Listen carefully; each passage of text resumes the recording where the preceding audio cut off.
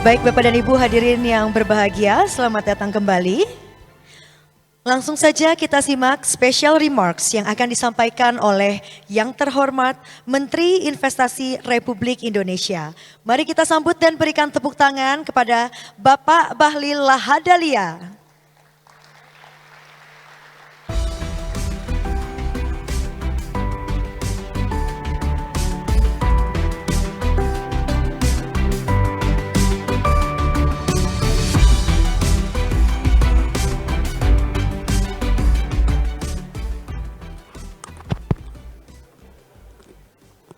Assalamualaikum warahmatullahi wabarakatuh. Shalom dan salam sejahtera untuk kita semua. Om Swastiastu, Namo Buddhaya, salam kebajikan. Yang saya hormati senior saya, guru saya, yang juga adalah Menteri Senior, Menteri Perdagangan, dan Chairman dari grup Universe, yaitu Bang Enggar. Kita berikan aplaus kepada Bang Enggar. Jadi sebelum saya masuk ke materi, Pak Enggar ini sudah mentraining saya dulu untuk jadi menteri. Jadi dulu waktu Pak Enggar jadi Menteri Perdagangan, saya Ketua Umum HIPMI. Datang ke Menteri Perdagangan, rapat waktu itu, Pak Enggar rapat pimpinan dengan seluruh sekjen dan dirjen-dirjennya. Saya disuruh duduk di sampingnya Pak Enggar. Saya kan waktu itu gugup. Apa cerita ini Pak Enggar? Adinda duduk di sini. Suatu saat Adinda akan jadi menteri. Jadi juga barang ini. Bapak Ibu semua peserta yang saya hormati, yang mohon maaf saya tidak sebutkan satu persatu. Kita diskusi pada siang hari ini, sebenarnya ini jam yang paling tidak menguntungkan bagi saya. Karena pasti semua ngantuk. Tapi saya mencoba untuk sharing informasi terkait dengan beberapa perkembangan ekonomi khususnya di bidang investasi. Kemarin Bapak Presiden sudah banyak menjelaskan tentang makroekonomi, kemudian bagaimana ekonomi global, dan kemudian bagaimana ekonomi nasional kita. Saya tidak bermaksud untuk mengulangi dan pemateri terdahulu, tapi saya hanya mengisi bagian-bagian yang belum terungkap secara detail khususnya investasi. Bapak Ibu semua, memang harus kita akui bahwa persoalan perang dagang antara China dan Amerika yang terjadi pada 2017, 18 dan 2019 awal, kemudian juga muncul lagi COVID-19, belum berakhir juga muncul lagi perang dagang, perang Ukraina dan Rusia. Ini betul-betul meluluhlantakan persoalan ekonomi global kita. Makanya dalam bahasa saya Pak Enggar, ini ekonomi gelap. Ekonomi 2023 ini gelap. Tapi begitu saya ngomong Jakarta gelap dan Semarang terang, juga dipersoalkan oleh media. Heran saya itu. Padahal maksud saya itu waktu itu memang karena hujan di Jakarta jadi gelap begitu. Nah, ini kondisi. Kemudian bagaimana investasi kita? Bapak Ibu semua, investasi kita di tahun 2022, target yang disampaikan oleh Bapak Presiden itu sebesar 1.200 triliun. Namun sebelumnya tahun 2021 target RPJM kita itu 856 triliun. Bapak Presiden memerintahkan kepada kami untuk mencapai 900 triliun. Alhamdulillah 2021 kita mampu merealisasikan sebesar 901 triliun rupiah. Jadi melebihi target. Kemudian di tahun 2021, foreign direct investment kita dengan PMDN itu tidak jauh beda. Bahkan kita mampu menciptakan lapangan pekerjaan langsung sebesar 1.207.000 sekian. Dan pemerataan investasi pun terjadi. Saya ingin men-sharing kepada Bapak Ibu semua bahwa investasi sekarang tidak hanya bertumpu pada Pulau Jawa. Sejak Indonesia merdeka sampai dengan tahun 2020, kuartal ketiga, investasi di Jawa lebih besar ketimbang di luar Pulau Jawa. Karena itu Bapak Presiden memerintahkan kepada kami agar membangun Indonesia tidak boleh Jawa sentris. Membangun Indonesia harus membangun dari Aceh sampai Papua. Karena itu kami mulai mendorong investasi sejak kuartal ketiga 2020 sampai dengan kuartal kedua 2022, alhamdulillah investasi di luar Pulau Jawa sudah lebih besar ketimbang di Jawa. Ini Pak Primus, investasi di NTT pun sudah masuk. Jadi kalau dulu dikirain kita di wilayah timur itu belum masuk, sekarang udah paten, Bang. Nah, Bapak Ibu semua, investasi ini dari negara mana aja? Yang pertama Singapura masih nomor 1. Jadi 2019, 2020, 2021 Singapura masih nomor 1. Sekalipun dalam bahasa saya tidak terlalu meyakini ini uangnya orang Singapura semua. Saya nggak yakin itu. Sebagian uang ini uang orang Indonesia. Ada Mas Pandu punya juga ada di situ kira-kira dari Singapura gitu. Dan sebagian Singapura dijadikan sebagai hub. Ini saya jujur aja. Banyak orang memprotes saya tentang ini. Saya bilang marketing intelijen saya udah bisa mendapatkan data ini. Ya waktu saya dulu jadi pengusaha pun berperilaku seperti itu. Tapi sekarang kan bagian kita meluruskan aturan kira-kira begitu. Pak Enggar juga ada uangnya di Singapura, belum masukin. Jangan-jangan akuisisi dari berita satu ambil juga dari Singapura kelihatan. Nah, nomor 2 itu China. Di 2019, 2020 dia nomor 2. Tapi 2021 digeser oleh Hong Kong. Bahkan Amerika Serikat yang 4 tahun kemarin itu tidak pernah menjadi nomor 4. Sekarang udah menjadi nomor 4. Eropa cuma 1 negara masuk 10 besar. Sekarang udah ada 2 negara termasuk Swiss. Korea, Jepang yang tadinya Jepang masuk di nomor 3. Sekarang bersaing betul dia sama Korea. Jadi Jepang ini kalau tidak segera melakukan ekspansi, bukan tidak menutup kemungkinan investasi dari negara lain yang akan masuk. Jadi kesimpulannya nggak benar kalau ada pemahaman bahwa seolah-olah investasi di Indonesia ini hanya dikuasai oleh satu negara tertentu. Ini datanya. Dan di Republik ini yang bisa memberikan data ini cuma Kementerian Investasi. Karena memang tugas kita adalah bagaimana mengurus, mencatat, dan sekaligus melakukan pengawasan terhadap investasi untuk khusus foreign direct investment. 2022 bagaimana? Bapak Ibu semua, 2022 yang tadi saya katakan sampai semester 1 itu 584 triliun, 584,6 triliun sudah mencapai 48,7%. Alhamdulillah kita akan merilis kuartal ketiga pada tanggal 24 Oktober. Insya Allah akan mencapai target. Dan tahun 2022 akhir dari 1.200 triliun tersebut insya Allah kami optimis akan mencapai target. Nah sedikit saya memberikan gambaran untuk penanaman modal asing sekarang yang masuk ke Indonesia, Jakarta itu sudah kalah. Jadi yang paling besar itu di Sulawesi Tengah. Ada nggak datanya? Di Sulawesi Tengah, kemudian di Riau, kemudian di Maluku Utara, Jawa Barat kalau tidak salah. Jadi DKI udah kalah, nggak tahu ada slide-nya nggak ini. Nah ini penyebaran investasi. Nah Bapak Ibu semua, kami diberikan target tahun depan sebesar 1.400 triliun tahun depan, Bang Enggar. Jadi naik. Mungkin karena Bapak Presiden lihat saya badan kecil, muka hitam, terus tambah pendek lagi ditambah beban. Di saat bersamaan ekonomi gelap di tahun 2023. Terus pertanyaan berikut, kita harus bagaimana? Saya ingin menjelaskan bahwa sekalipun ekonomi global tidak menentu akibat perang Ukraina dan Rusia yang pintu masuknya adalah pangan dan minyak, tapi kita mempunyai secerca harapan untuk Indonesia. Yang penting leadership kepemimpinan nasional kita dan stabilitas nasional kita harus jaga bersama-sama. Ini pintu masuknya. Nah, Bapak Ibu semua, arah kebijakan investasi ke depan kita lebih mendorong kepada sektor hilirisasi. Ada 2 konsep yang kita bangun. Satu adalah hilirisasi yang berbasis pada teknologi untuk bagaimana menciptakan nilai tambah. Tapi yang kedua adalah investasi yang kita dorong untuk bagaimana padat karya. Kenapa? Karena salah satu tujuan investasi itu adalah menciptakan lapangan pekerjaan. Hari ini 7 juta lapangan pekerjaan existing yang siap orang cari lapangan pekerjaan.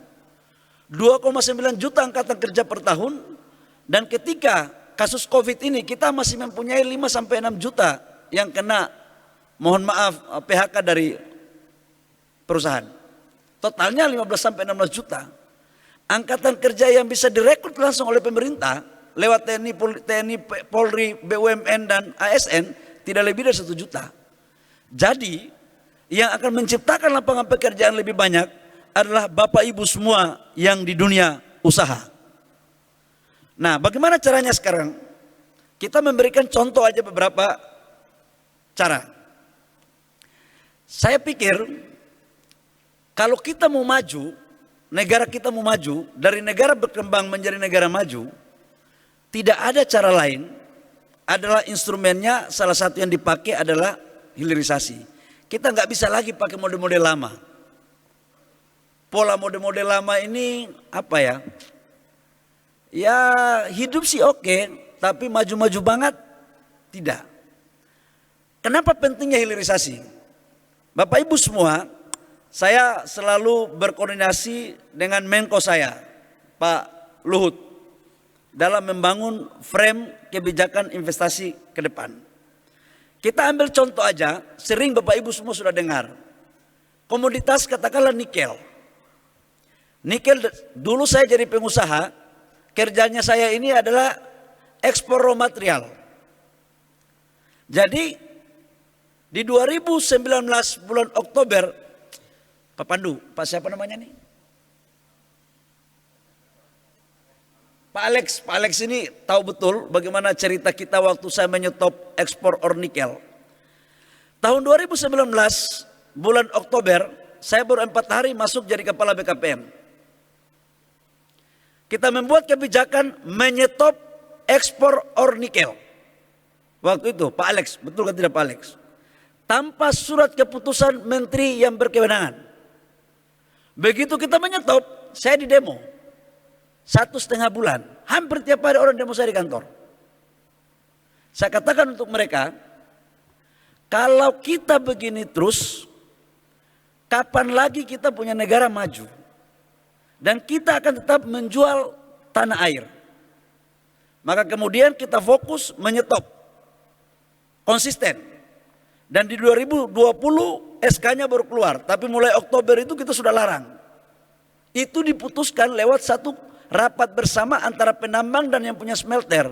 Pak Alex ini salah satu orang yang saya mintain untuk seluruh ore nikel yang tidak dapat diekspor harus dibeli oleh smelter dalam negeri dengan harga yang wajar agar tidak terjadi kerugian bagi penambang-penambang yang ada. Kemudian apa yang terjadi Bapak Ibu semua? Di tahun 2017-2018 nilai ekspor kita tidak sebesar sekarang, di bawah 4 billion US dollar. Sekarang kita punya nilai hasil hilirisasi dari nikel itu sudah 20,9 billion US dollar. Kemungkinan besar target kita di 2022 ini bisa mencapai 27 sampai 30 billion US dollar. Ini untuk nikel. Nah, nikel ini sekarang tidak hanya cukup kita melakukan hilirisasi di setengah jadi. Kita buat sampai dengan hilirisasinya 70 sampai 80%. Bagaimana kita kembangkan? Kita kembangkan kepada baterai. Kebetulan 2030 Eropa mobilnya itu semua 70% sudah pakai mobil listrik. Di Amerika di mana-mana. Nah, kebetulan Tuhan itu sayang sama Indonesia ini. Kita itu punya 25% cadangan nikel dunia. Nah, baterai mobil itu cuma 4 bahan bakunya. Nikel, mangan, litium, sama kobal. Yang nggak punya kita punya litium. Selebihnya semua ada di Indonesia. Maka kita pingin Indonesia ke depan menjadi negara produsen baterai mobil terbesar di dunia. Nah, apakah ini cuma mimpi? Pasti kan pertanyaannya begini, jangan-jangan menteri ini pidato cuma jago pidato aja. Kan pengusaha kita biasa begitu. Awal waktu dulu jadi ketua umum HIPMI, lihat menterinya kalau pidato cuman bangun wacana, saya bilang ini patut dipertanyakan. Nah, saya ingin membuktikan kepada Bapak Ibu semua, kita telah membangun kerjasama dengan LG. LG ini perusahaan Korea yang investasinya sebesar 142 triliun, 8,9 billion US dollar. Bangun holding, bangun JV dengan BUMN. Mulai bangun dari mining, smelter, prekursor, cathode, baterai sel, sampai kerjasama dengan mobilnya yang namanya Hyundai. Ini sekarang sudah terrealisasi di Republik Indonesia. Ini sekarang. Bahkan kita hajar mereka bukan dari hulunya. Saya minta mereka dari hilir. Bangun baterai sel dulu. Sekarang di Kerawang ya, Rijal di Kerawang ya. Kerawang. 10 giga pertama itu akan berproduksi di 2023. Dan di 2024 Januari itu kita sudah menghasilkan baterai sel. Mobilnya sudah ada, prekursor cathode sampai baterai sel itu sudah kemarin groundbreaking di Batang. Sementara smelternya itu dibangun di Maluku Utara, bekerja sama Antam. Nah, ini BUMN ikut masuk. Jadi tidak seperti yang dulu-dulu Pak Enggar. Kalau dulu Freeport, Indonesia hanya dapat saham 10% dulu. Sekarang sudah diambil alih 51%. Sekarang kalau untuk tambangnya, sahamnya BUMN 51%. Smelternya BUMN itu kurang lebih sekitar 30%. Turunannya ke bawah di atas 25%. Kita pingin adalah negara juga bisa mendapat benefit tambahan dari sebuah investasi dari teman-teman yang dari negara lain. Ini LG. Kemudian CATL dari China itu juga sudah masuk. Investasinya sekitar 70 triliun, 5 billion lebih. Kemudian BASF, VW dari Jerman, Foxconn juga masuk. Jadi Bapak Ibu semua, hilirisasi inilah kata kunci untuk kita mendorong agar terjadi penambahan nilai tambah di sana. Nah, yang kedua, sektor-sektor yang lain saya pikir semua akan sama. Gasifikasi. Kemarin kita bikin di Palembang. Gas LPG kita ini kan kita impor semua 6 juta sampai 7 juta ton. Subsidi negara itu kurang lebih sekitar 70 sampai 80 triliun dari gas LPG. Padahal LPG ini kita bikin DME low kalori, investasi dari Amerika untuk kita bangun agar kita bisa melakukan subsidi impor. Nah, tapi negara juga berpandangan bahwa investasi yang masuk ke daerah tidak boleh orang daerah jadi penonton. Kita pingin orang daerah bisa juga diikut sertakan untuk kemudian menjadi tuan di negerinya sendiri.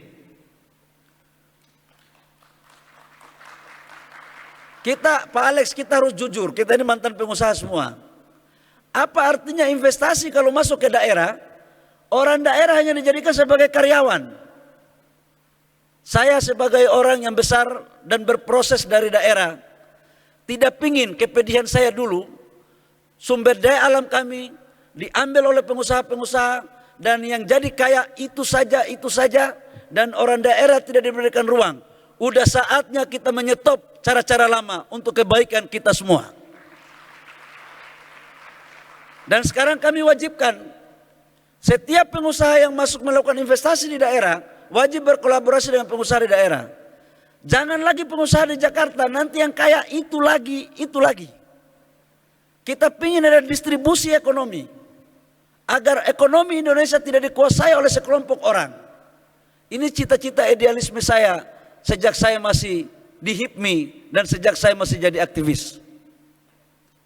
Karena dalam pandangan saya Pak Enggar, reformasi itu melahirkan 2 keputusan besar. Satu urusan politik, satu urusan ekonomi. Politik presiden sudah berganti. Menteri sudah berganti, kalau nggak reformasi saya nggak jadi menteri. Gubernur, wali kota, anggota DPR sudah berganti. Yang saya mau tanya satu, konglomerat ada yang nggak berganti? Konglomeratnya itu aja, tambah turunannya, yang lainnya belum jalan-jalan. Jadi menurut aku ini belum maksimal reformasi tahun 98. Ya kita fair aja. Tapi apakah salah mereka? Enggak juga. Bukan salah para pendahulu kita, enggak salah mereka. Yang salah itu adalah ketidakmauan kita untuk melakukan kolaborasi bersama. Harusnya yang kuat tarik yang menengah tarik yang di bawah, supaya semuanya tumbuh dan hidup bersama-sama. Ini yang kita mau lakukan. Nah, Bapak Ibu semua, saya sedikit menceritakan tentang kemarin di G20. Bapak Ibu tahu bahwa Presiden bicara tentang transformasi ekonomi, hilirisasi, Pak Luhut bicara hilirisasi. Dari saya masuk jadi kepala BKPM sampai menteri, setiap minggu Menko saya itu selalu bicara tentang hilirisasi. Tapi tahu nggak, Bapak Ibu semua, kita ini ditantang oleh negara-negara sebagian di Eropa untuk hilirisasi. Negara-negara itu nggak setuju Indonesia membangun hilirisasi. Kemarin waktu di G20, di klaster investasi, saya memperjuangkan 4 poin. Yang pertama adalah hilirisasi untuk nilai tambah. Yang kedua adalah kolaborasi untuk UMKM. Yang ketiga adalah pemerataan dana investasi. Yang keempat adalah harga karbon. Yang kelima itu bukan bagian daripada investasi, tapi kita membangun konsensus mekanisme investasi yang namanya Bali Compendium. Apa yang terjadi? 3,5 bulan Pak Enggar, kami debat dengan menteri-menteri investasi dan ekonomi di negara-negara G20.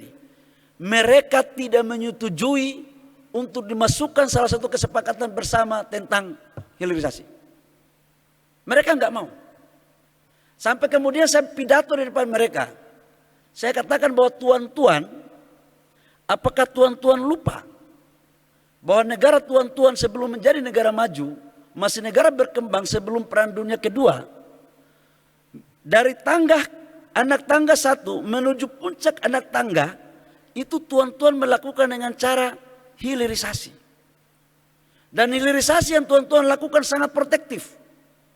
Di Inggris melarang ekspor wolknya untuk bahan baku tekstil pada abad 16. Amerika mengenakan pajak impornya pada abad ke-19 dan 20. China mempergunakan TKDN-nya sampai dengan 90%. Finlandia pada tahun 86 dia mengenakan 20% saham maksimal asing. Sekarang kita Indonesia mengikuti jejak mereka untuk menjadi negara maju. Terus tuan-tuan gak mau tunjukkan kepada kami jalan apa yang kami harus tempuh untuk mencapai di puncak tangga yang tuan-tuan lakukan. Sampai kemudian saya bilang, ini ada lagu lama dari judul lagu lama dari Indonesia yang dari Bruri Pusar 5 yang lagu judul lagunya jangan sampai ada dusta di antara kita. Debat saya, alhamdulillah setuju dengan muka asam-asam. Karena apa? Gara-gara inilah mereka bawa kita ke WTO. Masa kalian dulunya dari berkembang melarang kalian punya bahan baku untuk ekspor, kami kalian larang. Emang kami ini bagian subkoordinat daripada negara kalian? Saya ngomong begitu. Saya bilang kita di negara-negara G20 nggak boleh ada yang merasa lebih hebat daripada negara lain. Karena kita ini sudah merdeka sama-sama. Yang kita butuh adalah kolaborasi. Jadi stop dengan cara-cara lama. Kami Indonesia juga pingin maju seperti kalian. Ini yang kita lakukan. Yang kedua Bapak Ibu semua, kolaborasi. Kolaborasi itu negara maju nggak pingin. Dia pingin kolaborasi ini semua serahkan kepada pasar. Saya bilang beda bos, doktrin kami. Kalau begitu terus kita ditipu terus. Nanti kolaborasi seolah-olah bahwa ini UMKM punya mereka, perusahaannya sahamnya punya mereka, baru pakai anak-anak Indonesia yang tukang, mohon maaf, yang di sawah, yang di becak, pura-pura taruh nama direktur, padahal sahamnya punya mereka. Aku bilang sama mereka, belum kalian berpikir aku sudah lakukan cara-cara ini. Jadi ini ilmu lama. Jadi akhirnya negara adidaya itu terakhir dia menyetujui. Jadi Bapak Ibu semua, ini beberapa pandangan-pandangan dari kami terkait dengan investasi ke depan. Dan saya punya keyakinan di 2023 sekalipun global nggak bagus, tapi dengan berbagai macam reform yang kita lakukan, Insentif-insentif yang kita kasih, paradigma kebijakan negara juga berubah. Hari ini kita kalau rapat di kabinet, itu 1 minggu bisa 4-5 kali. Kalau Menko saya itu kalau tidak kuat rapat, bisa-bisa kita menterinya mencret-mencret juga. Jadi, menteri di zaman waktu saya masih ketua umum HIPMI, lihatnya itu enak sekali. Pakai jas, datang kita temui mereka di kantor. Ini menteri sekarang ini turun ke lapangan udah persis kayak project manager bagi investor-investor. Ini benar ini. Jadi Bapak Ibu semua, dengan kondisi itu, keyakinan saya ke depan bahwa pertumbuhan investasi, pertumbuhan ekonomi kita insya Allah tidak segelap pertumbuhan ekonomi global. Indonesia ke depan insya Allah akan baik. Tapi kembali lagi stabilitas politik. Hati-hati di 2023. Kita ini menuju sebuah jalan yang ada persimpangan. Ada 2 tikungan. Hati-hati memilih tikungan. Kita ini ibarat mobil. Bapak Ibu semua. Kalau dulu ada sopir baru menaiki mobil Innova. Pergantian sopir jalannya mulus. Karena jalannya waktu itu mulus. Jadi penumpang pun aman. Tapi sekarang ini jalan berlobang. Karena kondisi gelap. Hati-hati kita mencari sopir yang baru belajar. Bukan hanya mobil. Bukan hanya mobil dan sopir yang akan masuk perangkap dalam jalan persimpangan. Tapi kita ini juga sebagai penumpang dalam mobil itu akan menerima nasib ketika sang sopir tidak ahli dalam membawa mobil itu.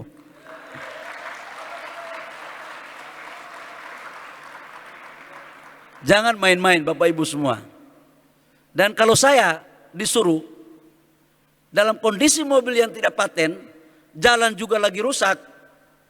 Kalau saya sebagai mantan sopir angkot, daripada mencari sopir baru, mendingan sopir yang sudah teruji.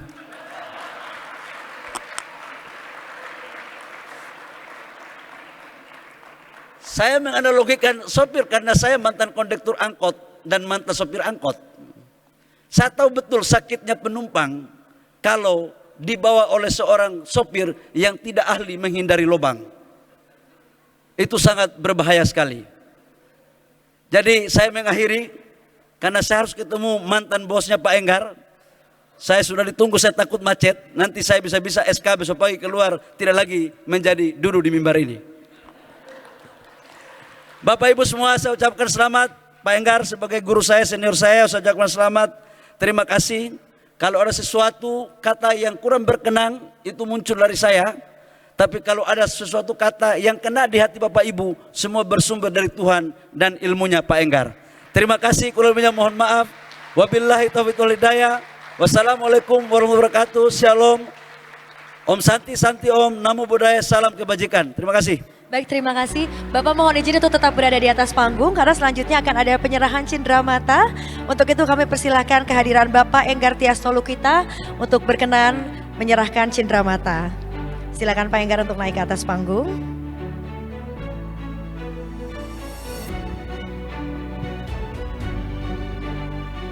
Baik, silakan berfoto bersama. Boleh berikan sekali lagi tepuk tangan untuk Menteri Investasi Republik Indonesia yang luar biasa Bapak Bahlil Lahadalia dan juga Bapak Enggar Tias Tolukita.